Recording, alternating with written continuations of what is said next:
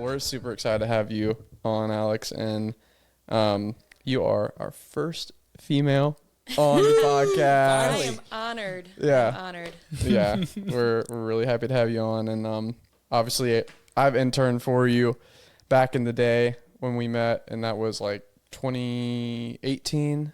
Yeah, it's crazy. Was that at Olay?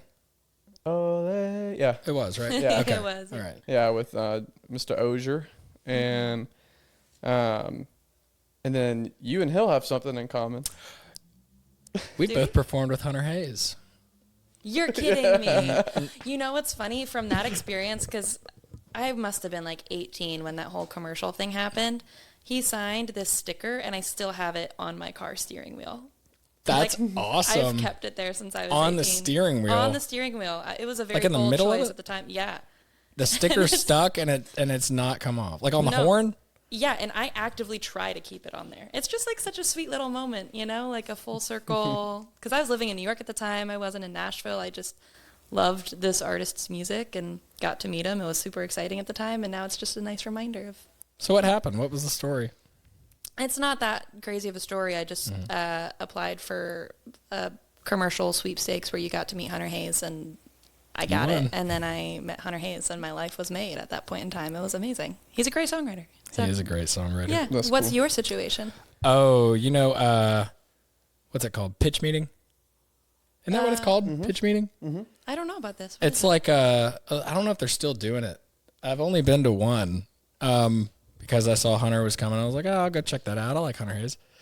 And it's like, kind of like Whiskey Jam, except, you know, a house band, and then they bring up the artist. Like you could sign up and you'll go up and play one of your songs, and the band just figures it out as It's they cool. go. That's really So cool. he was kind of the celebrity resident, I guess, that night. And so, yeah, Hunter played my song, which was pretty cool. Yeah, what a pivot that guy made. I remember he was like, you know, super commercial.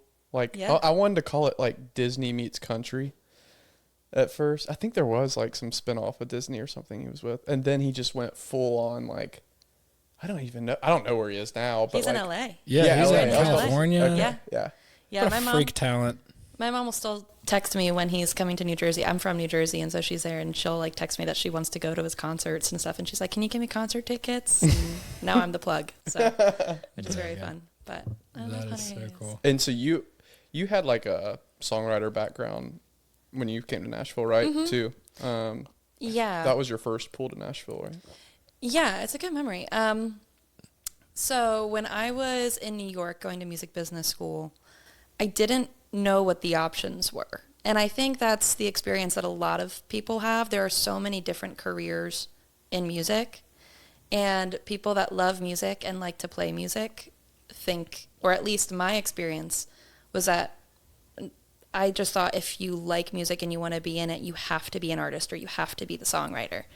And I loved songwriting, and I didn't necessarily love performing, but I was like, okay, if this is just like a part of it, whatever.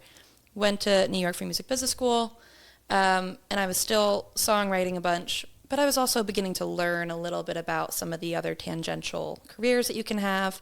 Got really excited about music journalism because I love to write. Kind of dove into that for a bit. But I graduated college. I was doing music journalism. I was still writing songs on the side. I liked living in New York, but a lot of my friends were moving away. And I just kind of had this epiphany one day, like, I'm always going to be curious about Nashville. I have nothing tying me here right now. Now is the time to try it out. And if I don't like it, I'll move back in a year. I'll figure it out. So I called one of my friends at the time and told her, like, hey, I'm moving to Nashville. And she was like, that's very funny you say that. I separately also have decided to move to Nashville. So we moved down together. She had a job in publishing. I did not. And I was just bartending and just trying to pay rent and figure it out. I emailed John Ozier, who was one of the only people that I knew in town. asking for a coffee, not even for a job, just a lay of the land. Like, hey, what's the culture here? Who's hiring? Who should I meet? And we ended up chatting for a really long time. And he was like, I'll introduce you to some people, but don't take a job just yet. And it was That's good news. right place, right time for sure. And then like a month later, he had a job opening, and I just kind of fell into publishing, and I just loved it. It was the perfect blend of kind of exercising some of the business stuff that I really like, but also feeling like I can be creative and be around creatives and be a part of the world. So most of our audience is, I would say, music people, but could you just like real briefly explain what part of, the process that publishing really is? Yeah. What is a publisher and what does a publisher do and the importance? It's interesting too, because in Nashville, it's different than some of the other communities. Like what a publisher does here is a wildly different day to day than what it might be in LA or New York. And that's also why when I was in New York, publishing didn't seem that interesting to me, because it didn't feel quite as boots on the ground as it is in Nashville. Here, what publishing is basically songwriter management. You are signing a writer, you are responsible for developing the writer, exploiting the catalog, meaning if they deliver a song to you and it's not written with an artist, or maybe it is written with an artist, but the artist doesn't want to cut it, then you're the one that kind of listens to it with information in the back of your mind, such as which artists are cutting, who takes outside songs, who's listening for them, etc. And then your job is to try to go out and place these songs with those artists so that they record them and release them, and you and your songwriter get to make money off of it. So, well put. That was very well put. I don't think I have any follow-up question to that. So before you even came to Nashville, were you deciding at all, like, ooh, I could go to LA? Like, what was the draw? Did you already, like, love country music? What was that? Yeah. In that decision?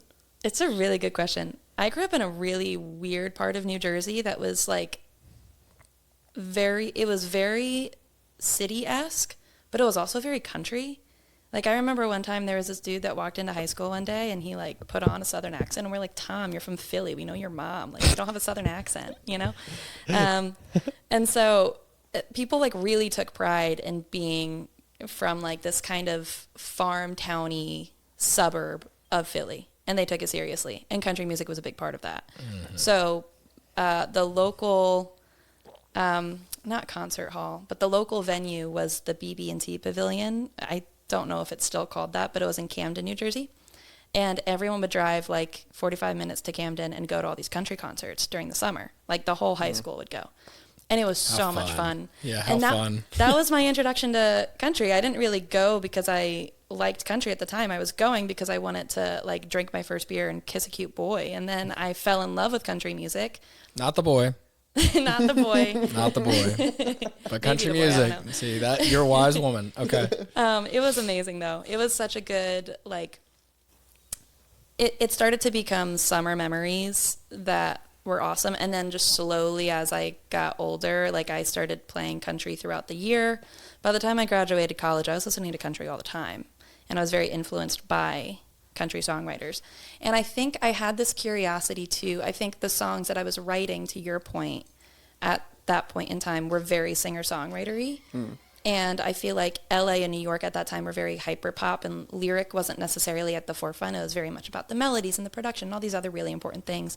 But the thing that I was the best at was lyric. And so I was like, okay, I still don't know what I'm doing. If I want to pursue songwriting at all, then Nashville is also probably the right place. But I just moved down, and I haven't moved back since. That was pretty much it. I didn't really know what I wanted, and I just kind of fell into publishing, and that was that. And, like, how much has, like, and we can get more to the extent that we can into your role today, how much is it that you're, like, working with country versus non-country? I know there's no genre anymore, really, but you still can have, a little bit of a fingerprint on what's country and not. How much are you dealing with country versus not country, LA versus is Nashville 50-50 now, country, non-country? Yeah, from your perspective, I'm curious. Just a clarifying question to that question. Are you asking like how much has it changed with the influx from New York and LA? Yeah, or just music in general. Or music in general. Okay, that's fair. Yeah, it's a really good question. One of the things that I like about being at Spotify is that the team talks about genre is still very much a thing, but there are so many things that are genreless. And really what genres are for is to help like a listenership understand things better. And that like listeners aren't craving that anymore. They just want to hear something that they like. They don't necessarily need to know if it's country or not. So it definitely is changing. I think this town is still very focused on songwriting, and I think that country has the best and the worst of songwriting sometimes. So it attracts a lot of people that want to come here and like try to master that art. So even when we do get a lot of influx of people coming from LA, like everyone's looking to try to dive into what Nashville does. So there are a lot of people coming here to write country. But I definitely think it's changing. A lot of what I touch is not country these days with my current role now. That's also because our songwriter and publisher partnerships team has like 5 boots on the ground people for the entire globe. So we just, by proxy, have to do a lot. Right. But it's been really fun to tackle all of it and see how much of it blends into each other. I mean, when I was at Creative Nation, I producer managed Ben West, and we were working on the Ella record together. And now it's fun to be on the other side, and I'm at Spotify as this thing is blowing up, and it's really transcending genres. And she's in New Music Friday, and like, it's just really fun to kind of see it from both sides at this particular point in time.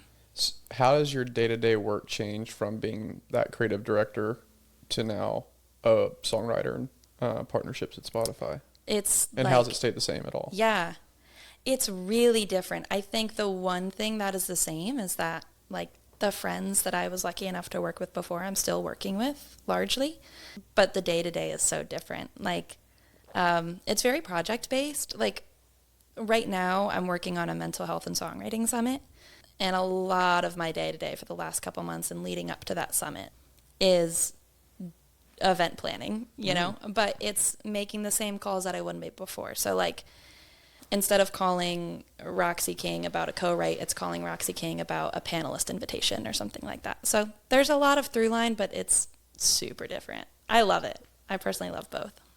Seems like there's like, you're able to get a little bit more purpose and fulfillment for the songwriter through this role beyond just setting up and like giving him the next song or the next pitch. It's like, hey, let me understand you more and connect you with the right event, brand, I assume, or something like that. Yeah, it's definitely more tangible. I think being a publisher, so much of what you do is throwing darts at a dartboard and like praying that one of the 50 stick and do something like monetarily for the songwriter. Whereas this is like, everything I work on has an end goal. So if it's a marketing campaign and like we're working on a billboard or something, that billboard's going up with the songwriter's face on it, Right. As opposed to just like pitching a bunch of things. It's like cold calling versus like production. Yes. Yeah. Yeah. I will 100%. say in the past year, Spotify has done a great job to highlight, just from an outsider's view. I'm not like, just saying this to say it.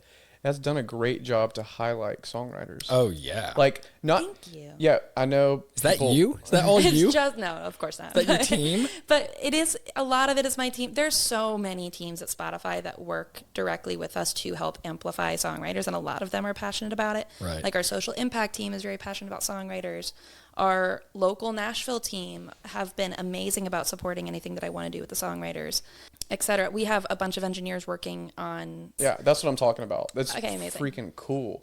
Like, yeah. And it's like not really far on the bottom of the page. Like it's there, right under the song. Patrick Starr here, living under a rock. What is the song DNA thing? Well, I just saw it for the first time this morning. Yeah, you gotta. we gotta do a scroll after this. It's so cool. It's it's a new, basically view of credits, but it's done in a way that every songwriter will eventually have access to Spotify for artists and be able to edit their own account and whatnot, as opposed to right now with written by playlists. A lot of it's done through the publisher. So it's thing number one, just kind of putting songwriters on a level playing field with artists and just giving everyone that same kind of accessibility and power over their own stuff. Love that. And then it will basically act as a written by playlist to a certain extent. It'll show you all the songs that you've written on, but it'll also, there's a feature where you can see all the songs that you were a producer on, you can see all the songs that you were a guitar player on, etc. And you can click into each song in collaboration and see how often you two have written together and have songs released. Or I love that. it's really cool. It's really, really cool. So like this is a song called Home by Good Neighbors, and they have, it's just right under the like about the song, which is also another beta release, under the lyrics, and then it's 4 contributors, discover the people behind the song. You can explore, you can see their their composer profiles, how many songs, how many collaborators. It's really cool. That's really cool. Yeah. It's in beta right now, so it's like there are some things that we're Bugs working are out okay, still, but within the next couple months, I feel like it's going to be electric. That's awesome. I am so excited about it. That was not me personally. I like do a lot of the partner facing work with it, but that's obviously a team of engineers that are way smarter than I am figuring that out. So it's very cool.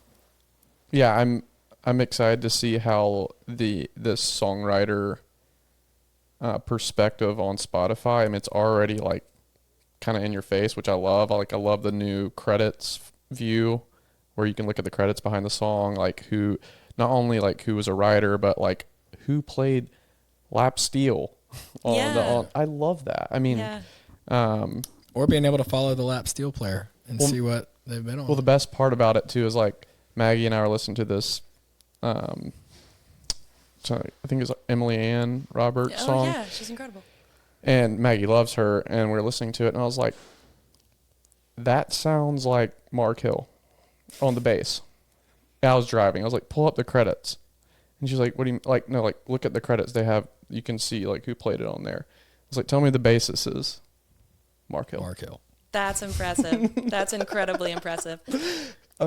That, I was like, Yeah. check mark moment. I can sometimes do that with production, be like, that sounds like an XYZ production. Yeah. But I've never done that with an instrument alone. That's Well, I would cool. think for you as a lyricist that would be more so with lyric. Like, can you tell when a song is written by a particular songwriter? Sometimes. Like I worked with a songwriter named Barry Dean, and I've just always gravitated to his lyrics. I mean, he wrote a lot of the Hunter Hayes stuff that I loved, amongst other songs that are just like some of my favorite songs in the world. And every now and then I hear a song and I'm like, that just sounds like something Barry Dean would say. And then sure enough, he's on the credits. But not as often as you would think. Laurie McKenna's another one where She it's is like that. her storytelling is just so like, Fingerprinted. yes, and vivid in a way that is like rare to capture. So you can sometimes tell a Laurie McKenna song just based on that. But yeah. I can tell a Sean McConnell song. I could tell. I could probably tell a Laurie McKenna song. John Mayer's definitely John Mayer. Yeah. You can tell a Ed Sheeran song. Yes. Yeah. Very Like that percussive one's the most clear, words. I think. Yeah. Like what was the song that he did for Justin Bieber? Love Yourself? Yeah. Yes. I remember also thinking this sounds like an Ed Sheeran song. And Parallel Lines, the Keith Urban song. Yeah. Oh, yeah. I was like, I this forgot is about that one. definitely, this has got to be an Ed Sheeran song. Sure enough. That's Ed amazing. Sheeran. Yeah. For me, the quickest one is John Bellion for me. He's just got this like weird like way Absolutely. of articulating words with rhythm too, and like he was over, speaking of Justin Bieber, he was all over Justin Bieber's one of those like Ghost albums or something. His voice is recorded instead of Justin Bieber's lead vocal on one of the songs in a snippet. Really? Yeah. That's I love really John cool. Bellion's like one of my favorites. Oh, he's incredible. He's up there. Yeah. So with these like songwriters, obviously they were becoming more visible through Spotify and in today's music world, which is great.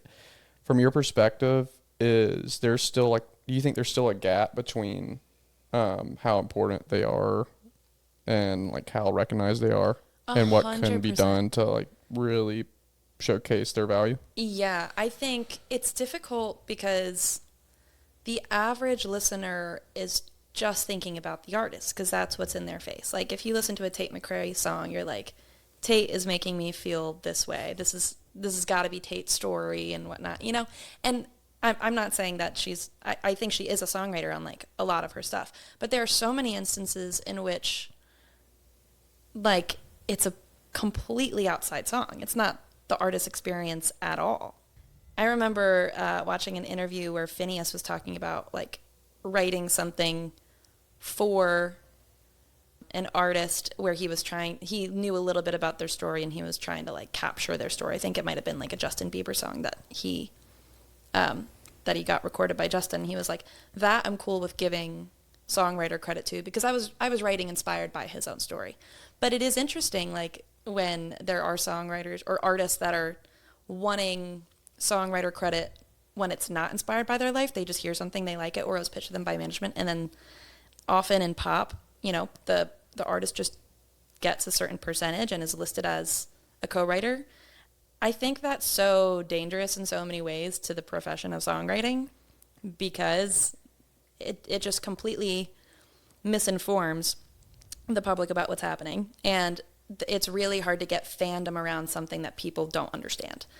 And I think one of the things that's interesting about this specific role that I have now is that the entire job is to figure out how to elevate the kind of marketing of songwriters so that they can have more fandom and be celebrated in a bigger way. I know a lot of songwriters don't actually want to be celebrated too, which is a funny thing. Like many of them are like, no, I'd rather no one know my name, you know? Mm-hmm. But I think where applicable, getting songwriters on a stage and getting people to understand what they do on a day-to-day is super important to the livelihood of the industry. Yeah. I mean, that definitely highlights that kind of to the outside world, the average listener, the way you put it, is you've got the quarterback, which is the artist. Right. And the quarterback, everyone knows the quarterback's name. Mm-hmm. And the songwriters are a lot like linemen, and they don't mind. Not every lineman wants to be the quarterback, but they're all really important part of it, and there's the role is just as important in the function of it. And so it's like you got the songwriting, the art of songwriting, then you've got the art of bringing the song to life. 100%. And that just happens to be associated with the Tate McRae's. 100%, yeah. It's interesting, too. I'm trying to figure out, like, how to say this. And the publishers are the receivers. They get it downfield. Yeah. It's interesting because, like, I feel like it's so important to get the fans on board. And the question is, how do we get fans to have more bandwidth to want to dive into this on their own and have some curiosity? Like, is it possible to just expand the curiosity of fans in general? And what does that look like? And what does that entail? I would be curious to get your guys' thoughts on that. Sorry, can you rephrase the question? Yeah. Like, how do you think we could best present what a songwriter does to a fan in a way that feels engaging and makes people excited and curious to learn more? We're doing it right now. Yes. I love that. Well, we're doing part of it.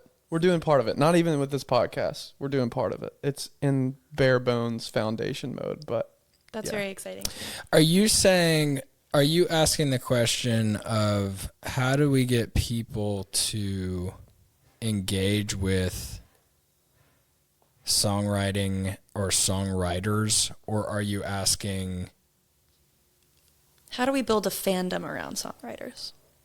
Well, do you think that the appetite is there? That's I think my question.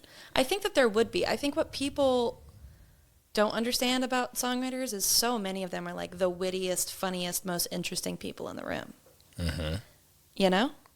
So I think there might not be a curiosity about them because people don't know to even be curious about them. But I think if there was some form of large format for people to get a taste of what it's like to be with a bunch of songwriters around a fire, I think people would be really interested in it. Yeah. I think that This might be a roundabout way to answer that question, but I think that we're living in a time where people are more and more starved for connection. Yes. And I think that the appetite for a good story is there. Like something for somebody to follow along. One thing that I really liked about Keith Urban and Hunter Hayes is Keith did these things called urban chats, which were like these like on the road YouTube videos, and Hunter did something like that on his YouTube channel. I don't remember what it was called. It was like it was something like that, but there were all these little mini episodes that he put together, and you could just follow. You could see him on the bus and going in, you know, all that, and it gives you something to follow. Like I think 50 years ago, it's like, okay, Journey puts out a record or Queen puts out a record and that's it. Like that's all you need. And then it's kind of the untouchable superstar in a stadium kind of a thing. Mm-hmm. And I think this is just my conjecture, I guess, is that there's so much music and there's so much good music and a lot of crap. I'll say it. But there's so much that it's like, whoa. It's almost like fire hose, you know, to the face for the average person.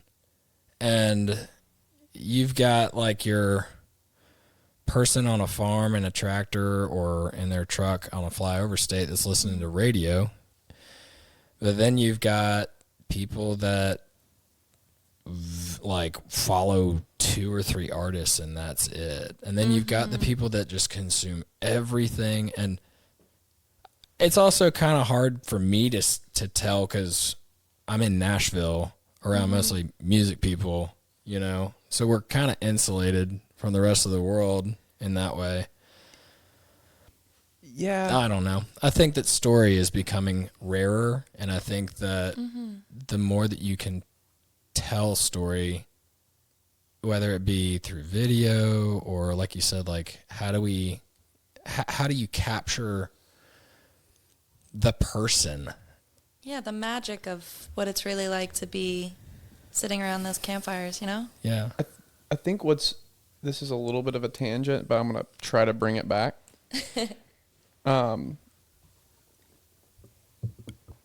I love Spotify. Now I'm gonna give a little bit of like a critique. Yeah, go for it. I think the individualization of music, like feeding me music that Spotify thinks I will like, is a double-edged sword. Because if you think about people sitting in traffic in LA or Atlanta going to work and they're tuning in to 95.1, the blah, whatever, there's a heartbeat. There's there's an invisible heartbeat with all those people that are listening to that same song at that same time on the radio. There's like a community aspect of it. I've lost a little bit of that, even being in Nashville.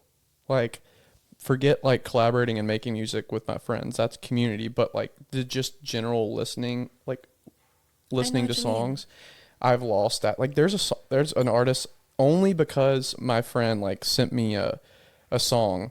And that's assuming a friend sends you a song that they think you'll like, which is already kind of hard to figure out. Now, he sent me a song, and then Spotify had like they're recommended. Once that song ends, it goes to the next song.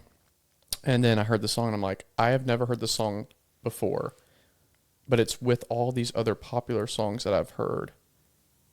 How did I miss it? How did I miss it? I'll go to this artist. He's got 60 million monthly listeners. It's the story of my life. How do am I really that old? Because I used to be on top of that. I used to know all of these artists before they hit, like, they're you're not in your 20s anymore. Yeah, literally. Graduated. We'll take that out. I'm just kidding. But it's just all that to say, the fandom of just the artistry has changed, and it's so individualized. I need to speak to obviously a 15-year-old.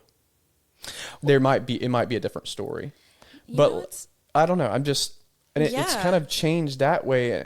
The artistry fandom has changed. I don't know for the better or worse. But anyways, that's just No, it's a really good point, and it's so interesting because, yeah, that's definitely, I've never really thought about it like that before, but I do think it's overwhelming to think about how much we're missing that's going on. And music is more global than ever. I mean, some of the biggest artists in the world are Punjabi artists that we've probably never heard of, and they probably have, 70 million monthly listeners and stuff like that. And there are plenty of people that will live and die without knowing who these people are. Yeah. And that's a little overwhelming, but also I think it's really, pardon my language, but fucking cool that there are so many people now that have the ability to have these high-level careers without all of the gatekeepers that went into things like radio. Yes.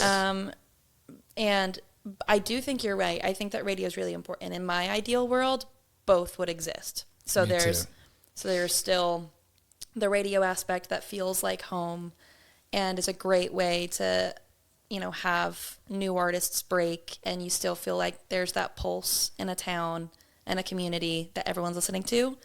But I think the new music discovery is really fun, and I find that it's gotten me very creative. Like I found an artist the other day that it just like fed me that I love, and she has like a couple thousand listeners, like nothing crazy, and her music is awesome.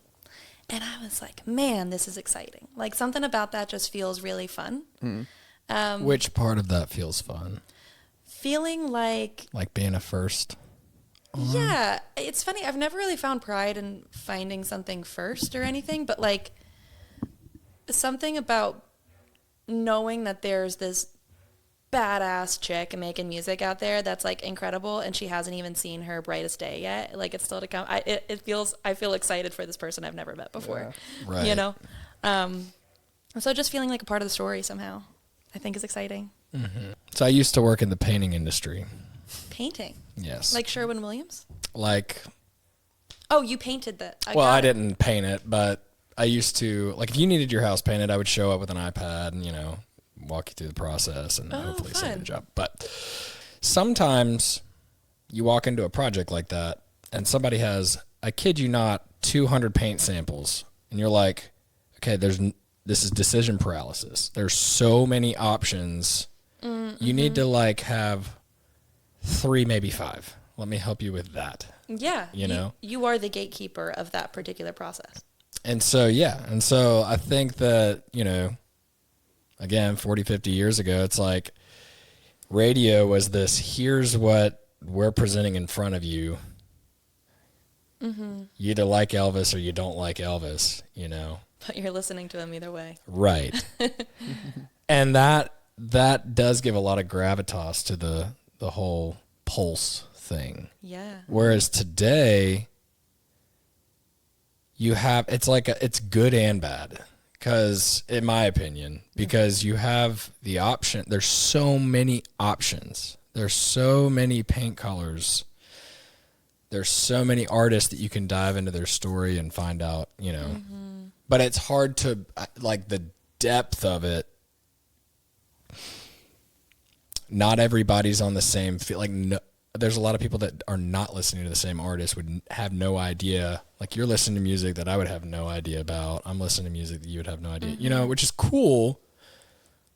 We've gained something and lost something at the same time. That's kind of, I guess, my 100%. Yeah. And I do think gatekeepers are necessary for that reason. Mm-hmm. There has to be someone that is educated in a space deeply and is capable of synthesizing information in a way that feels digestible to people. And that's what the editors are. And I love the editor-curated playlists still. Can you explain what those are, just to people that might not know, including myself? Yeah, so there are algorithmic playlists that are like your release radar or something like that, where it's curated based on your taste. And then there's the editor playlists, like New Music Friday and Hot Country, that are full-fledged designed by humans, for humans. And I think both are important for different reasons. But I think that's kind of where, I think what those playlists are kind of trying to fill that spot of, this is the heartbeat Right. this is what to pay attention to. Like, See, I didn't even know that those were still managed by humans. oh yeah, absolutely. You did it? I assumed it was algorithmic. No, it's very much intentionally made every week. Like, our editors are the most badass ladies in Nashville, and they put in a lot of time and effort. I'm curious, in a day where there's a lot more independent music, how does the independent songwriter artist, because there's a lot of them out there that have no idea how to get started. I mean, other than, get your music done, then what? So, like, how does that artist get ahead from your perspective and from your experience as a publisher and now at Spotify? Like, what would be your advice if you were talking to, a 20-year-old person who had great music and didn't know what to do with it? Or that girl that you just heard. Or that girl you just heard, yeah. It's interesting.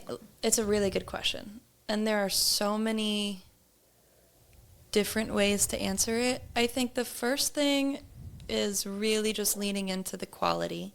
Like, the quality has to be as good as it possibly can be. And, everyone's got to start somewhere. I do think that, like, releasing, I don't even know if I agree with that, though. I was going to say, sometimes releasing can be a practice. I think, like, you only get so many first impressions.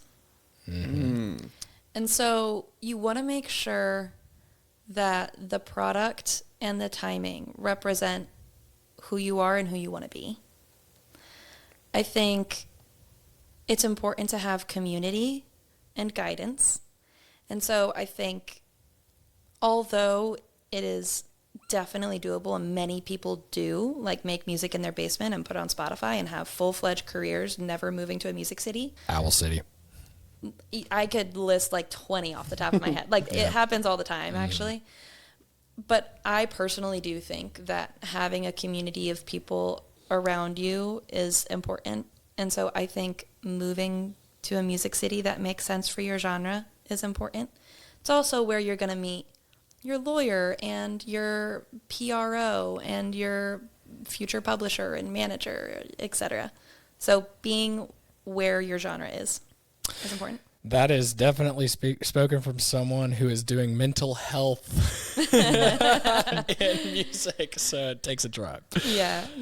It's to keep your sanity. Oh my gosh, it really does take a tribe. It's crazy. And that's even from a publisher perspective. Like, I can't imagine on the songwriter level, like, it's hard for all of us out here. And then after you move to your city, go to writers' rounds, go to shows, go to venues that you're inspired by, like, meet the other creatives that are kind of at your level.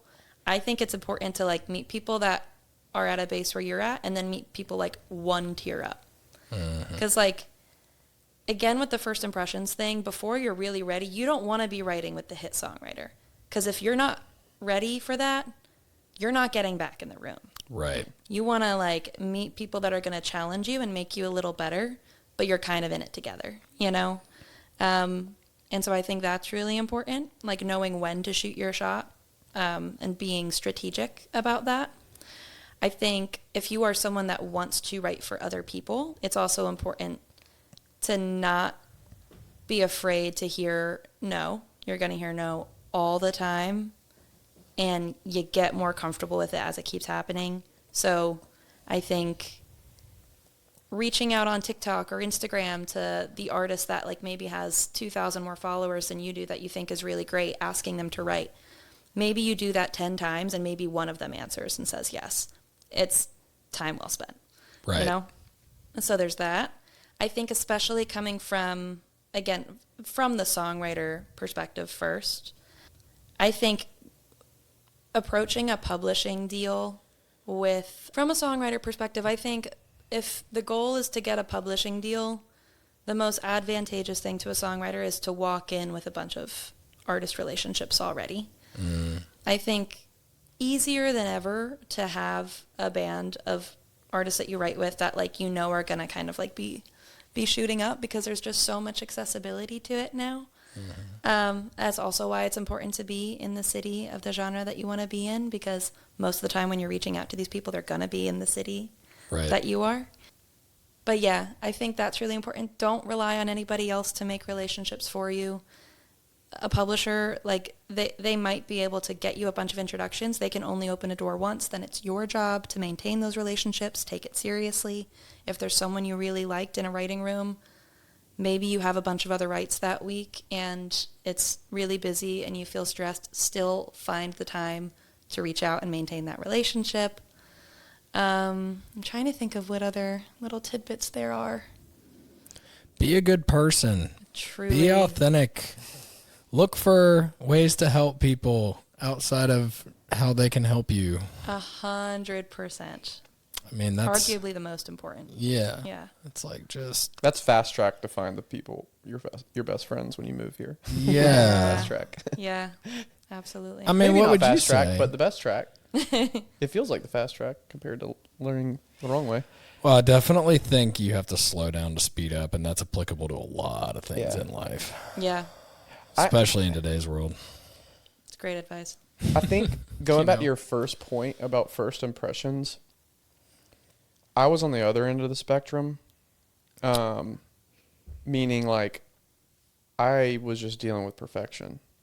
Meaning, oh no, that's not good enough.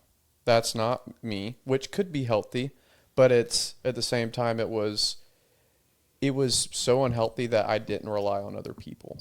So I was like, no, I have to do this and perfect this myself, because if they don't see me like playing XYZ great, then like they're going to forget about me singing that part that was cool.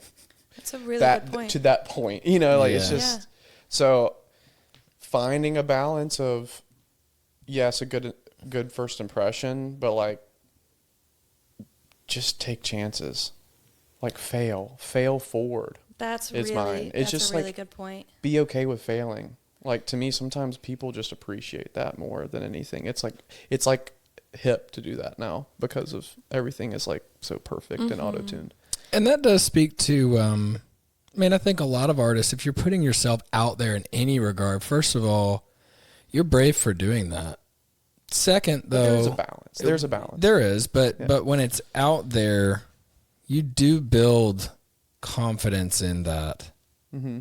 And I do think that, like, on the topic of quality, like, I remember thinking back in high school or college, like, I've got to get music out. Like, I got to build a following. And there's merit to that. But my recordings were trash, So, and frankly, my songwriting wasn't cut out yet. So I did release a couple of things, but I did end up taking it down because it was like, okay, this is the best song that I wrote up to that point when I was 20. Yeah. But it was recorded in my friend's closet with a mattress on the door. Like it really wasn't that great. And I did get advice that, you get, there's great advice and bad advice, but moving to town, it was good advice. It was like, you're better off not having anything out for those first impressions to build the relationships. It's so tricky too because it's so situational, right? It is. So I feel like there is, the sort of blanketed advice that works for everyone, such as like be genuinely kind and authentic going into everything and try to get to know people as people. And then there's the stuff like, to your point, my advice only really works with certain personalities that are like super like, oh, I need to meet everyone tomorrow. Like for someone that is like perhaps a little more reclusive and like perfectionist, that advice would probably send them on a spiral. So it is a good reminder that like your experiences from those two stories are so different and everything is so individualized. I think maybe the best advice to give in hindsight is just find someone that you really trust to be a guiding light. Sure, that's huge. Yeah. Mentor. Yeah. Mentors. Yeah, finding a believer in your stuff, which a lot of times is publishing. I think that publishers, especially in Nashville, I know I'm biased, I was one, but like they are the best artist developers. I think they're just really in it with you, and they're making sure that the songwriting is at its best, and they know the best producers, and they know how to negotiate those rates, and they know when to bring you to a record label and stuff. Like, a really great publisher can move mountains. That's great. You're right. One question I was thinking about when we were talking about like the song DNA, Which just we like might have to switching cut gears. this. No, well, no. It's a little more high level. Like, it's what I love about that is that I think in the long run, it will even the playing field a little bit and like raise the standard of like who should be highlighted. Yeah. And how, and maybe it's in beta testing right now, but eventually, like, maybe it'll push some songwriters to be like, wait, I've been an artist this whole time. Why do I have to play by these rules? I love that. You know what I mean? It is easier to just release music than it ever was. Yeah. And my favorite thing to see come in my inbox is when a songwriter reaches out and says, like, I'm doing an artist project, and I just want you to know it's coming out on this day. I'm like, this is the stuff I love working on, you know? Because there's such a story there. I think it's so cool. Yeah. What is it about the story, and what is it about that you like the most? Something about it just feels like the underdog is getting their story shined, you know? I love an underdog. Not that songwriters are the underdogs. Plenty of them are doing, like, quite well, but it's just, they're not celebrated as often as the artists. And so seeing them really take that moment to lean into the spotlight is really fun. Is it also proof of work? Like, this person's gone through the process, and It's less that for me. okay. Just point of curiosity. Yeah. No, it's a good question. I don't know. I think it's just the idea that, like, wow, you had to put work into getting out of your comfort zone, you know? Yeah. And so many of them are such, like, amazing singers and stuff. Like, Jamie Floyd just released a version of The Blade, which is a song she wrote a while back. And it's a beautiful, beautiful version. It just made me happy. I don't know. Couldn't even tell you. I also just like hearing the songs reimagined. Yeah, I like hearing the songwriter take on hit songs. Yeah. You know? Like, I would like to hear a lot of, I mean, it's happening now, which is what's so cool. But, like, how the songwriter envisioned it. What was that demo? Mm-hmm. What did that sound like? And I like hearing that in comparison to the finished track. Yeah, I think hearing Lori McKenna sing Humble and Kind, knowing that she wrote it at a kitchen table for her kids, it just gives it a different meaning and a different texture. What would you have liked to have seen? If there was a piece of media in addition to what you've already seen in relation to that song, what would it be? In relation to that song? I think if there was a piece of content that I could capture, it would be when some of these magical songs, like Humble and Kind was written by just Lori, so that's like maybe not the best example, but like when a really magical, great, evergreen song is written with a bunch of people, I really wish I could just be a fly on the wall, like, and camera into that. Like, do they know how special it is in the moment? Like, what are the jokes happening between lines? Stuff like that. Like, I would love to be just like that 3-hour span of the writing room, you know? Yeah. I would love to see that. Impossible, of course, but I think that would be so cool. Possible. Yeah. Possible. We do too. We think that would be really cool. Yeah. Whatever this idea you guys are brewing, I'm all for it. Let me know how I can help. Yeah, it's going to be a journey. It is a journey, but it's been great. We're doing some test runs right now. Hopefully, the goal is to like allow songs and artists not just be themselves, but have this attached. Like, oh, how was that song made? and who was behind it, highlighting that. What were those moments? How did they get that hook? How did it happen? Were they somewhere before that hook? Were they going in a different direction? Stuff. Yeah. But like the meat part of it, where it's like just the gold nuggets. We want to capture that, and it's a feat, but we're gonna do it, and we got a good team. I love that. I think that's great. Yeah. Baby's in the oven. We got a due date. We just hadn't birthed it yet. Yeah, That's really it's exciting. like creating a whole nother song. Yeah. Yeah. It's like a song in a song. I mean, which I love because it raises the bar, because there is so much music out there, because there's so much noise, to be able to tell the story, and now you have to tell the story to almost make the song have its legs. It is a feat, but I think we can be a part of the start of that. Even like there is already storytelling behind songs, but I think we can take it and just make it more 3-dimensional. I think we can do it. I love that. Suno. Have you heard or talked to many songwriters about Suno? What's your take on Suno? Yeah. I think that I just think it takes the fun out of everything. I think part of the joy of creating is to be forced to be inventive in a way. And I think when people take shortcuts with Suno, it's just a bit of a bummer to me. I don't really like it. I understand. Here's what I think it's good for.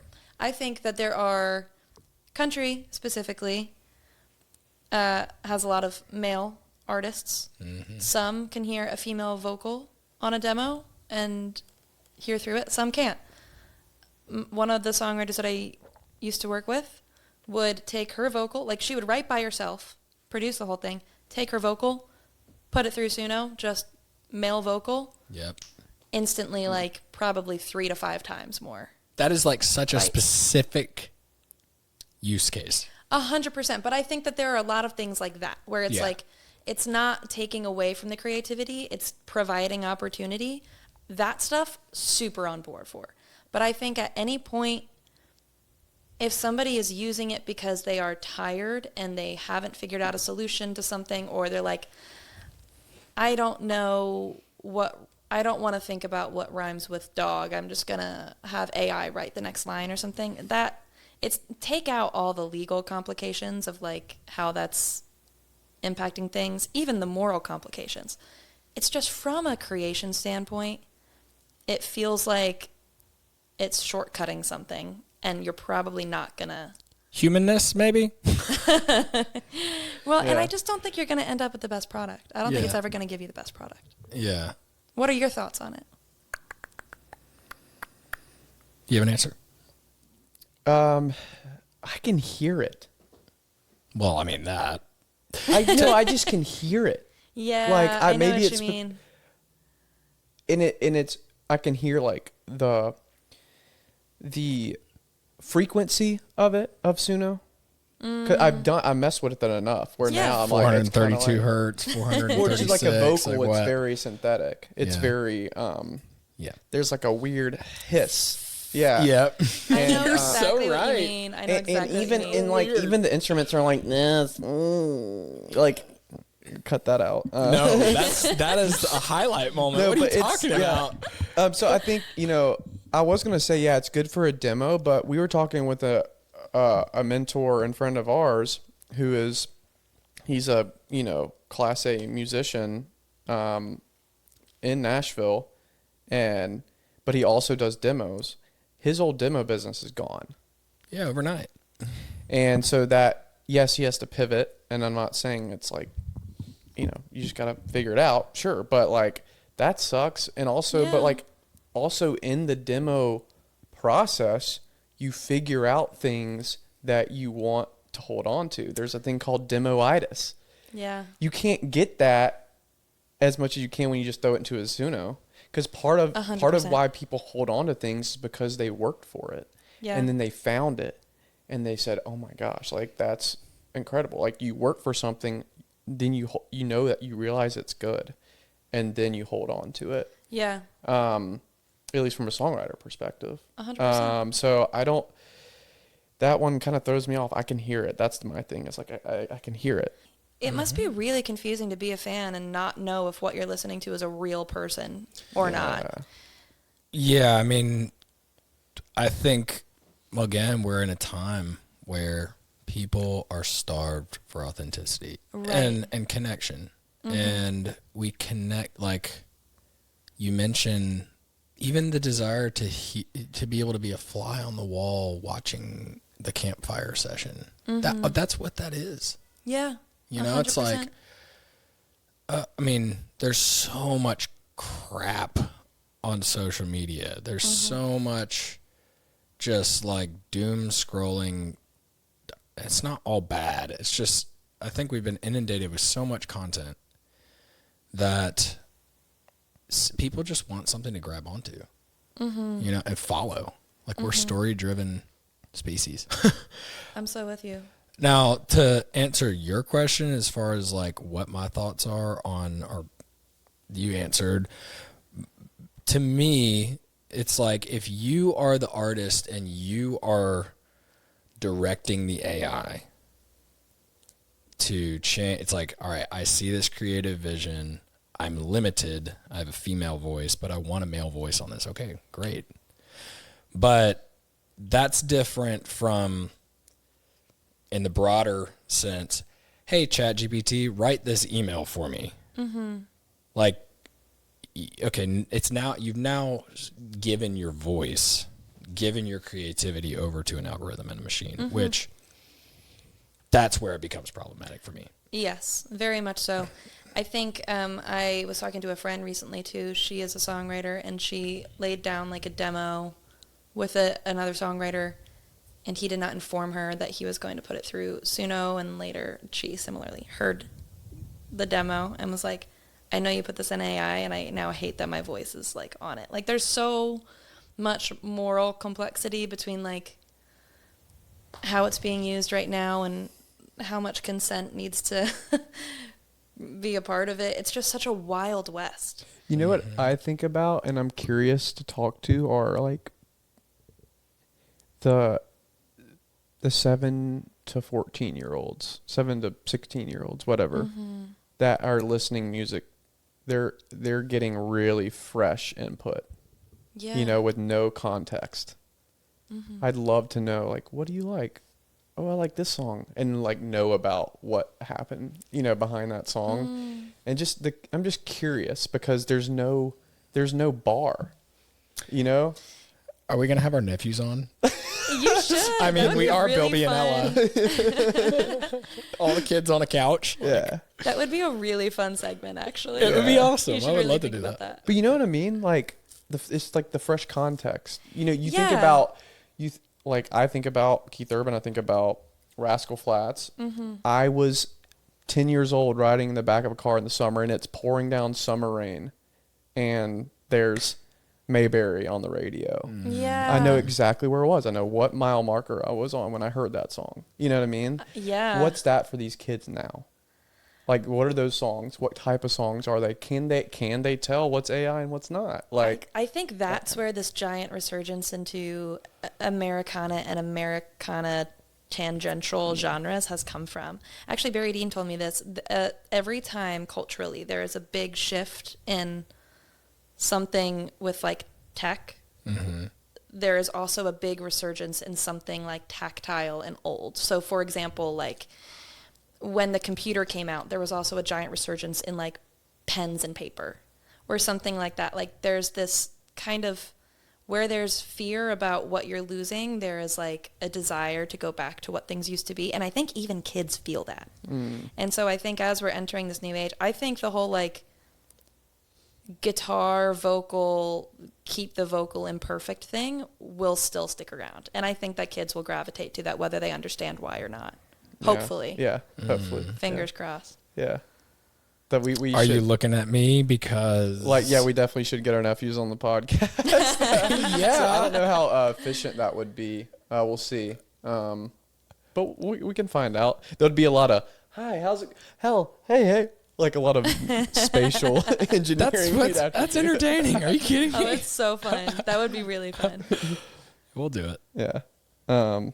Was there anything else you wanted to like talk about? I know you mentioned like the mental health panel you're putting on. Initiative, yeah. You briefly talked about it.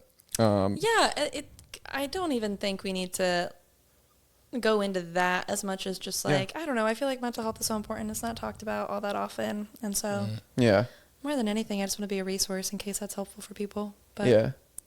Okay, in the grand scheme of things, this, like, what are you most excited about music-wise? Like, just kind of as a whole, not necessarily specific to any one thing. What are you most excited about? And what's your biggest concern or headwind that you see? Are you talking like the industry or just like my personal journey with music? Both. However you want to answer. I think my personal journey with music is that when I was a publisher and I was listening to like probably like a minimum of 30 songs a day, I did silent car rides and it became a job and a job that I loved, but a job nonetheless. I think in this role, because I don't have to listen to music in the same capacity with as much intensity, I'm falling in love with music again, and that feels really fun. And I also have the time and the luxury of listening to any genre I want, so I'm falling in love with all these different genres again for the first time in a long time and becoming a fan again. And I think that's an important thing to remind yourself, like tapping into the inner fan. It was something that my coworker Jackie actually brought up in one of like her award acceptance speeches, just like how that's the thing that like drives all of us, and when you lose sight of that, you kind of lose the plot. Yep. So I've been loving that. I think where I'm concerned for music, I don't know. I feel like it's a really exciting time. It's a really exciting time. I am worried about some of the AI stuff for sure. And for all the reasons we just talked about. You mentioned that you're excited to just listen to music again, discovering new genres. Can you put us on an artist? Yeah, who's exciting you right now? My favorite songwriter right now is Annika Bennett. And she's been releasing music for a while, and she's a songwriter for others. Like she has like a couple Chapel Roan cuts, Charlie Puth, stuff like that. But she has an artist project, and she produces herself. Cool. And yes, I just think she's fantastic. She was Nashville based for a long time. I don't even know her. That's the funny thing. I don't really know her as a person. I just love her stuff. But she was Nashville based for a long time. Now she lives in LA. So you as a lyric person, is it lyric? What is it that stands out? Gorgeous lyrics, gorgeous storytelling. And I think it's really difficult to be one of those like kind of savant lyricists that can do it in an unpretentious way. Like I think one of the beauties of Lori McKenna is that she says really intricate things, but never in a way that like any Tom, Chuck, and Harry can't fully understand, you know? Yep. And I think Annika does a really good job of that as well. So. Awesome. Yeah. I mean, I think that if you, like, I don't know about Annika, but it sounds like, I mean, obviously Lori, she wasn't even in Nashville. I mean. Still not. Never Never lived in Nashville. Isn't she like, yeah, she's in some northern state, right? Yeah, she lives in Massachusetts. Okay. So she has figured out her voice solo too. You know, like there is something to be said about that. Like in a co-writing town, which is great, finding your own voice is, I mean, perhaps the biggest compliment you can get is, wow, that sounds like a Lori McKenna song. Yeah, add this back to the advice section, but I think it's really important for a songwriter to write by themselves once a week. Because especially as you start to like make the rounds and do the Nashville thing specifically, where you're writing with a bunch of different people, it's going to be so easy to lose what that is. And I think writing by yourself really just kind of centers that again. And it just exercises the muscle in a unique way. And it goes back to exactly what you're saying now, which is the importance of really finding like, okay, what do I have to say in this room? How do I service the artist in the room for sure? But what am I adding? Right. That's really good. That's true. You have anything to add? No, I think that's a great way to end. Well, Alex, thanks for coming on the Bilby and Ella show. We're so glad to have you. Thank you for having me. This is such an honor. It's weird to hear my voice like this.